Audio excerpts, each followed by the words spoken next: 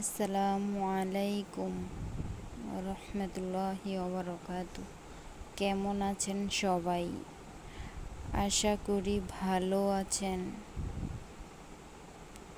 শুরু করছি আজকের হাদিস। হযরত মুহাম্মদ সাল্লাল্লাহু আলাইহি ওয়াসাল্লাম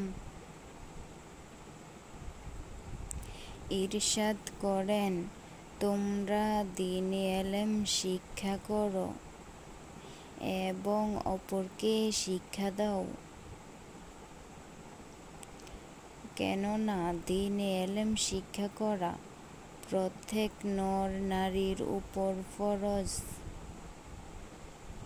ভিডিওটি ভালো লাগলে চ্যানেলটি সাবস্ক্রাইব করবেন। ভালো থাকবেন। আল্লাহ হাফেজ।